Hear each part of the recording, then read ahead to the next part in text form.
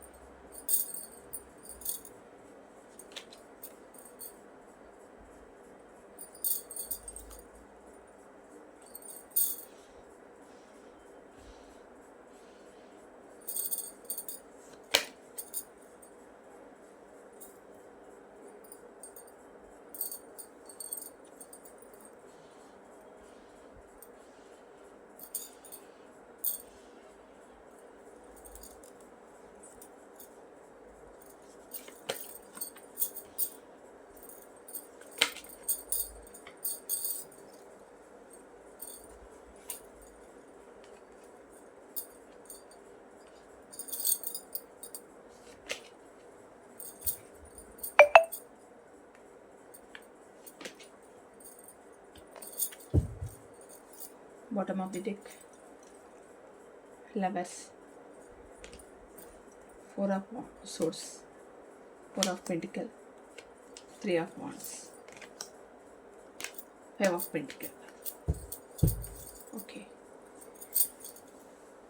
Third party సిచ్యువేషన్లో ఉన్న మీ person మీ గురించి ఆలోచిస్తున్నారనంటే మీ గురించి ఆలోచిస్తున్నారండి. అంటే ఏ రకంగా ఆలోచిస్తున్నారంటే ఫస్ట్ రావడమే ఒక పెంటికల్ రూపంలో వచ్చిందండి ఆలోచన. మీ పర్సన్ యొక్క ఆలోచనే ఒక పెంటికల్ విధానంలో వచ్చింది. అంటే డబ్బు సంబంధమైన ఆలోచనలు మీ గురించి ఎక్కువ చేస్తున్నారండి.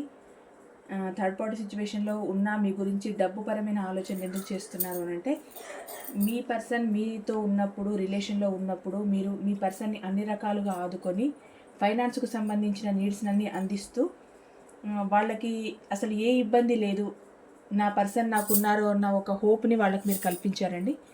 ఆ హోపు వాళ్ళు ఉన్నన్ని రోజులు బాగానే ఉంది. వాళ్ళు మీ నుంచి వెళ్ళిపోయిన తర్వాత మీరు ఎటువంటి అనుకూలమైన పరిస్థితిని అయితే కల్పించారో డబ్బు పరంగా, అటువంటి అనుకూలమైన పరిస్థితి మీ పర్సన్కి థర్డ్ పార్టీ దగ్గర లేదండి.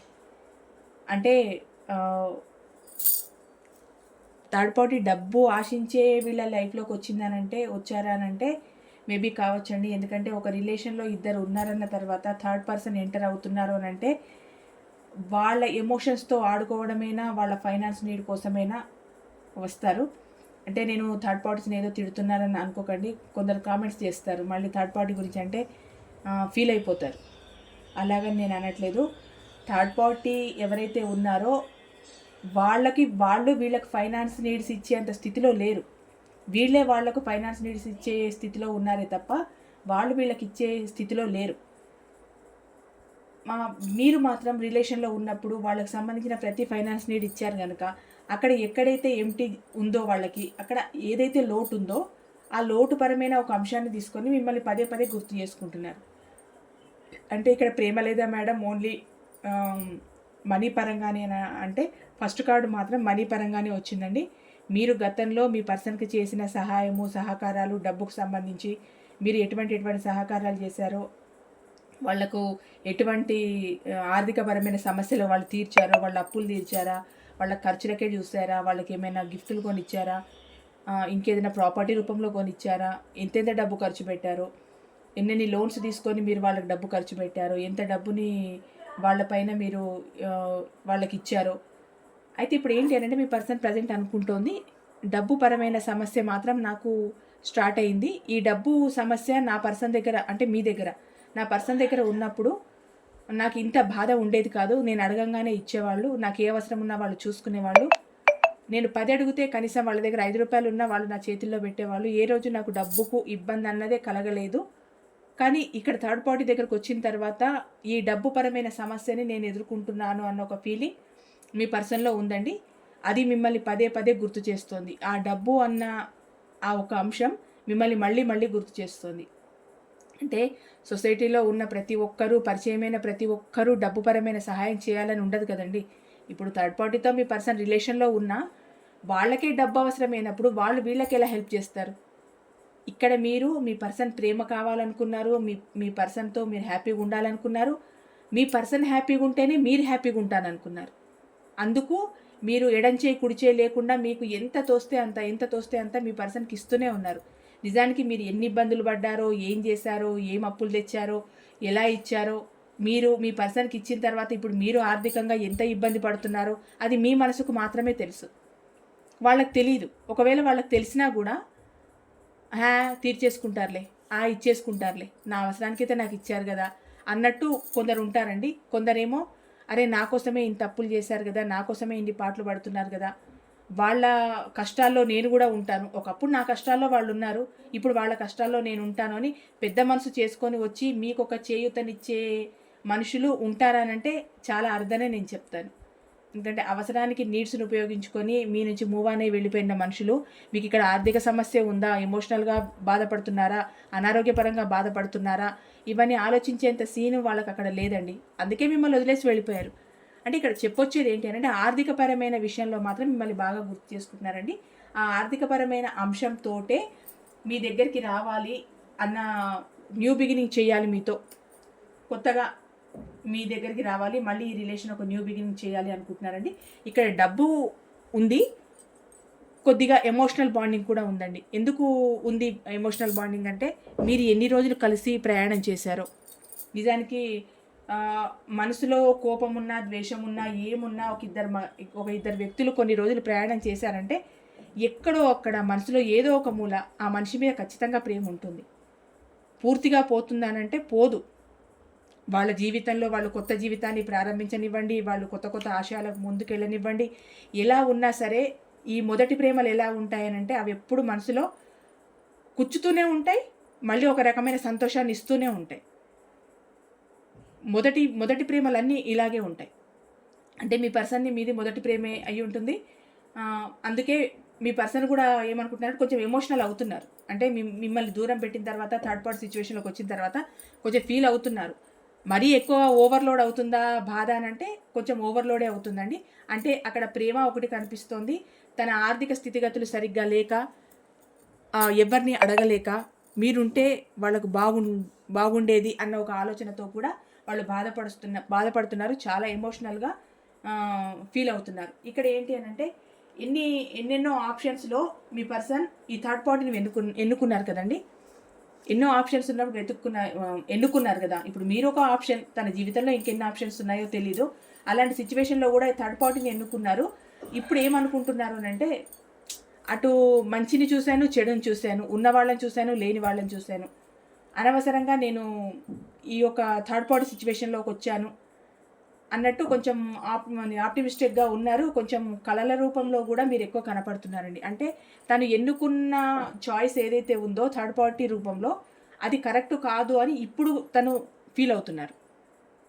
మీ గురించి కళలు కంటున్నారు మీ పర్సన్. అంటే సడన్గా మీరు వాళ్ళ కళలోకి రావడం, ఒకటేలాగా వాళ్ళు మీ గురించి ఆలోచించడం, వాళ్ళు మీ గురించి కళలు కంటూ ఉన్నప్పుడు సడన్గా మీకు కళలు రావడం, తెలియకుండానే 2, 3 ఆ టైంలో ఏదో తెలియని ఒక అలజడి మీ మనసులో, సడన్గా నిద్ర నుంచి లేవడం, సడన్గా ఒక అలజడి అనిపించడం, మనసులో అనుకోకుండా ఆ పర్సన్ మీ మైండ్లోకి రావడం, తెలియకుండానే మీకు ఏడుపు వచ్చేసేయడం. అసలు ఎందుకు ఏడుస్తున్నారు, పక్క వాళ్ళు చూస్తే వీళ్ళకి ఏమైనా పిచ్చి లేచిందా, ఇలా ఏడుస్తున్నారేంటి అనుకుంటారు. కానీ తెలియకుండానే అసలు ఏ సందర్భము ఉండదు, మీకు ఏ బాధ ఉండదు ఆ సిచ్యువేషన్లో. కానీ మీ పర్సన్ ఒక్కసారి గుర్తు చేసుకోగానే ఆటోమేటిక్గా మీకు ఏడుపు వచ్చేస్తుంది. అలాంటి సిచ్యువేషన్ ఎందుకు జరుగుతుంది అని అంటే అక్కడ మీ పర్సన్ మిమ్మల్ని ఎక్కువ గుర్తు చేసుకోవడం, మీ పర్సన్ కళల్లో మీరు రావడం, ఎక్కువగా 24/7 మీ గురించి ఆలోచించడం వల్ల ఇక్కడ మీకు సేమ్ అదే సిచ్యువేషన్ ఇక్కడికి ట్రాన్స్ఫర్ అవుతుంది. అంటే అక్కడ ఎటువంటి ఎనర్జీస్ అయితే ఉంటున్నాయో సేమ్ ఎనర్జీస్ మీకు వస్తున్నాయి. అంటే ఇంత ఎనర్జీస్ ఉండి ఇంత కలలు కంటూ మా కోసం బాధపడుతూ మరి థర్డ్ పార్టీ సిచ్యువేషన్లో ఎందుకున్నారు మేడం అని మీరు అడిగితే అది కర్మ అండి. ఇప్పుడు మీరు మీ పర్సన్ రూపంలో మీరు బాధపడి మీ కర్మను మీరు అనుభవించాలి. థర్డ్ పార్టీ రూపంలో మీ పర్సన్ తన కర్మను తను అనుభవించాలి. ఇది ఒకరు మనం చేతి మీద గీతలు రాదు జీవితాలు రాసుకోవడానికి. ఎవరెవరికి జీవితంలో ఎవరు సడన్గా వచ్చేస్తారో, ఎవరు కనెక్ట్ అయిపోతారో, ఎవరు ఎందుకు కనెక్ట్ అవుతారో అసలు అర్థమే కాదు. అంతవరకు మీరు ఎంత హ్యాపీగా ఉన్న మీ ఇద్దరి జీవితాల్లో సడన్గా ఏదో ఒక విషపు చుక్కలాగా థర్డ్ పార్టీ వచ్చి పడ్డారంటే అది మీ పర్సన్ కార్మిక్ రిలేషన్. ఆ కర్మను మీరు అనుభవిస్తున్నారు. డైరెక్ట్గా మీ పర్సన్ అనుభవిస్తున్నారు, ఇండైరెక్ట్గా మీరు అనుభవిస్తున్నారు. ఎందుకంటే నచ్చిన మనిషి జీవితంలో ఇంకొకరు ఉన్నారు అని అంటే ఇది తట్టుకోవడం అది మామూలు విషయం కాదు. ఈరోజు మీరు తట్టుకొని నిలబడగలుగుతున్నారు అంటే అది కూడా ఒక ప్లస్ పాయింటే. మీ పర్సన్కి మీరు మరీ మరీ గుర్తు రావడం, మిమ్మల్ని గుర్తు చేసుకోవడం, ఎమోషనల్గా చాలా బాధపడడం. సరే, డబ్బు అవసరాలు ఉన్నాయి, అందుకు కూడా గుర్తు చేసుకుంటున్నారు. కానీ ఆ ప్రేమ అనేది కూడా మీ పర్సన్కి ఉండడం వల్ల మీ పైన మీరు మరీ మరీ గుర్తొస్తున్నారండి. ఏదైనా ఒకటి గుర్తుపెట్టుకోండి, లాంగ్ టర్మ్ రిలేషన్ని మీతో అట్లా కంటిన్యూ చేసిన తర్వాత సడన్గా ఎవరో వచ్చి వాళ్ళ లైఫ్లోకి వాళ్ళతో వాళ్ళు ఉంటున్నారన్నా మీ జ్ఞాపకాలు వాళ్ళని వదులుతాయా? వాళ్ళు ఎంత బిల్డప్ ఇచ్చినా, వాళ్ళు ఎంత మిమ్మల్ని కాదన్నా, మీ ముందు నుంచే హ్యాపీగా వాళ్ళతో అలా పక్క నుంచి అలా వెళ్ళిపోతూ ఉన్నా కూడా వాళ్ళ మనసులో ఒక ముళ్ళులాగా ఉంటూనే ఉంటుంది. నా పర్సన్ కదా, నేను వదిలేసి వచ్చాను కదా, ఒకప్పుడు మేమిద్దరం ఎంత హ్యాపీగా ఉన్నాం కదా అన్నవి ఖచ్చితంగా వాళ్ళకి గుర్తొస్తాయి. థర్డ్ పార్టీ సిచ్యువేషన్లో ఉన్నంత మాత్రాన మీరు గుర్తురారు అన్న మాట అబద్ధం అండి. ఎందుకంటే ఖచ్చితంగా వాళ్ళ మధ్యలో కూడా ఏవో ఒక ఇష్యూస్, ఆర్గ్యుమెంట్స్ వస్తాయి. అప్పుడు ఖచ్చితంగా మీకు వాళ్లకు కంపారిజన్ చేస్తారు మీ పర్సన్. మీరు ఖచ్చితంగా గుర్తొస్తారు. ఆ గుర్తు రావడంలో కూడా మీకంటూ ఒక మెరిటే ఉంటుంది అక్కడ. అంటే అక్కడ మీరు డిజార్డర్ అయిపోరు, మీరు ఒక హై లెవెల్లోనే ఉంటారు మీ పర్సన్ దృష్టిలో. అంటే ఇప్పుడు ఏంటి, థర్డ్ పార్టీ రానివ్వండి, 10 మంది థర్డ్ పార్టీస్ రానివ్వండి, మీ ప్రాముఖ్యత మీదే, మీ లెవెల్ మీదే, మీ హోదా మీదే. ఈ హోదాలతో వచ్చిందేముంది మేడం, మాకు ప్రేమనే పంచట్లేదు కదా అని అంటే ఒక వ్యక్తి మనసులో మీరు ఒక మంచి ముద్రను వేసుకోవడం కూడా అదృష్టమేనండి.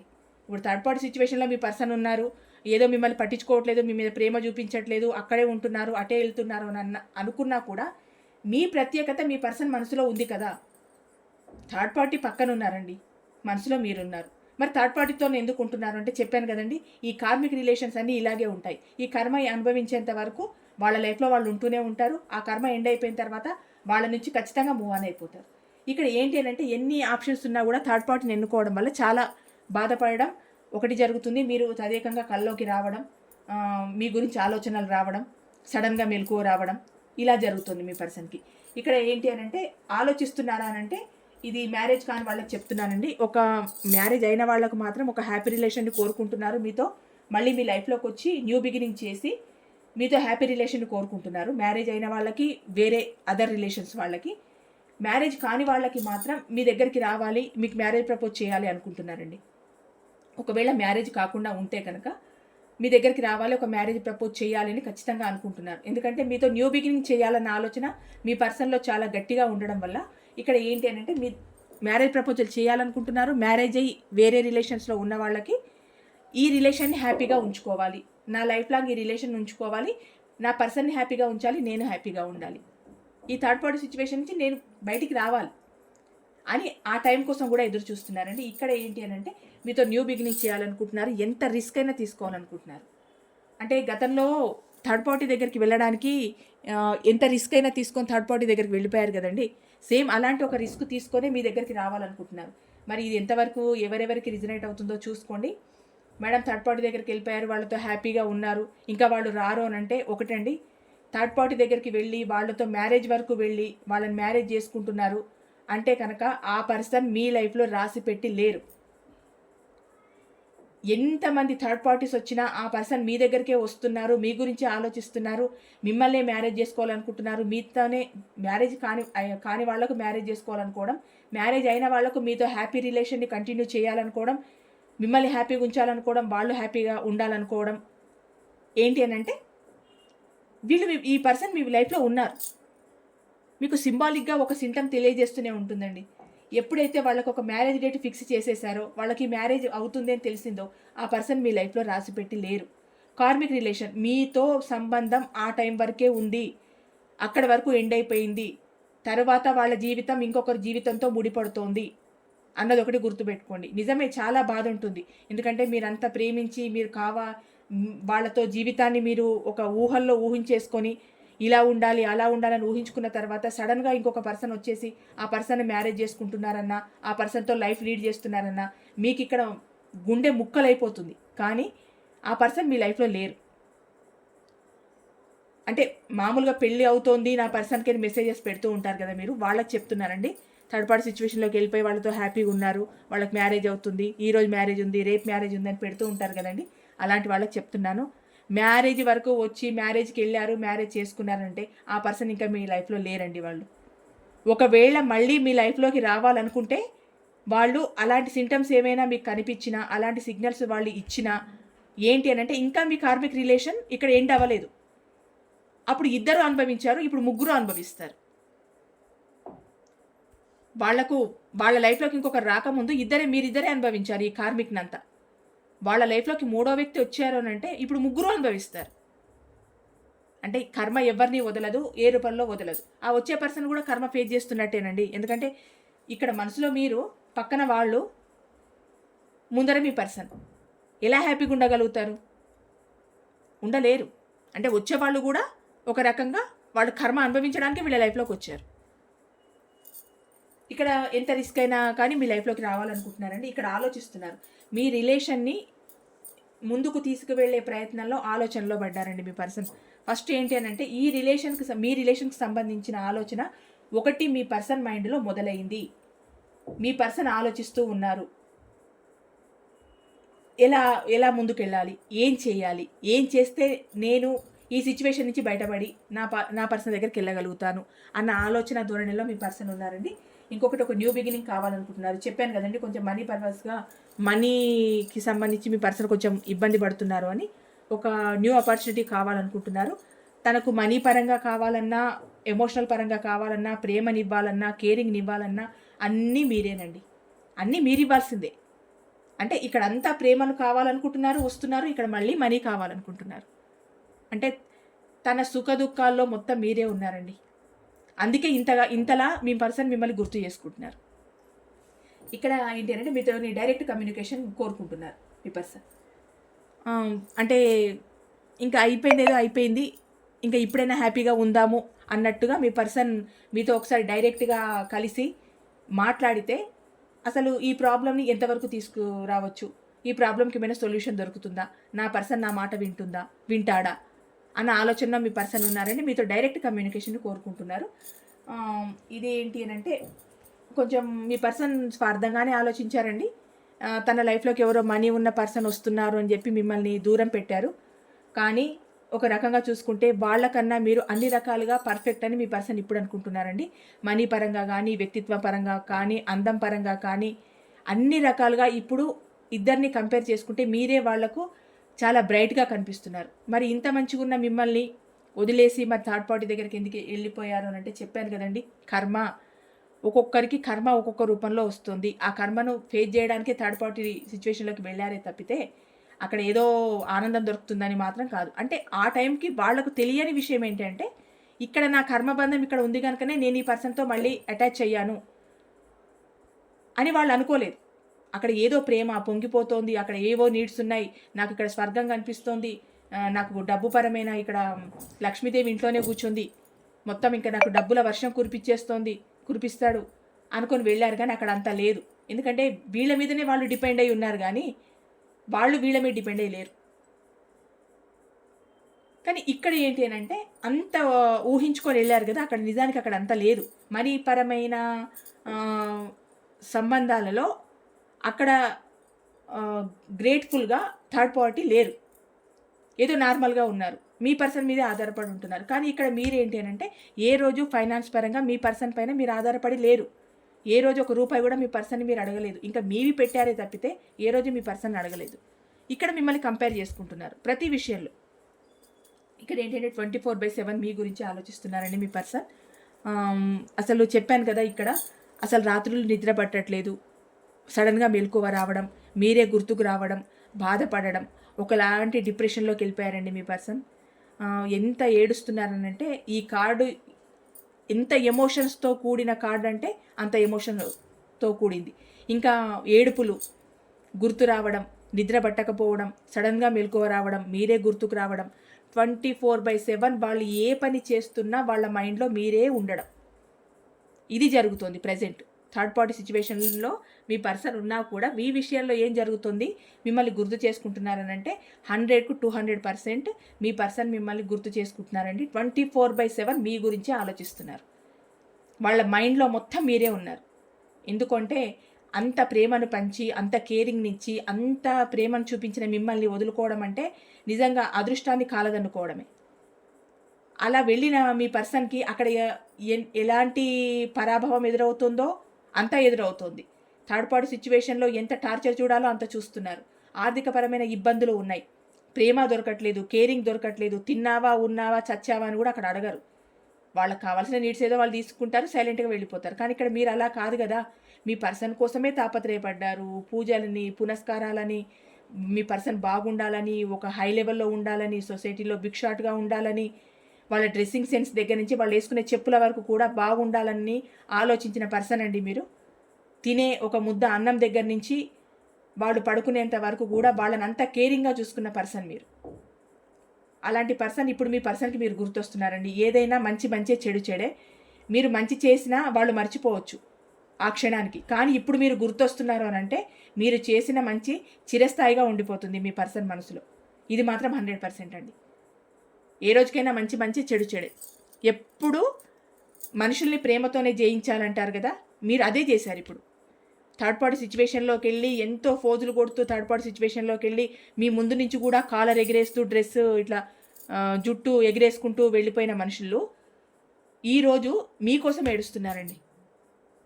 అంటే ఇక్కడ మీ ప్రేమ విజయం సాధించింది నా దృష్టిలో మాత్రం. మీ పర్సన్ మీ పక్కన లేకపోయినా మీ ప్రేమలో మీరు ఎప్పుడు గెలిచారు.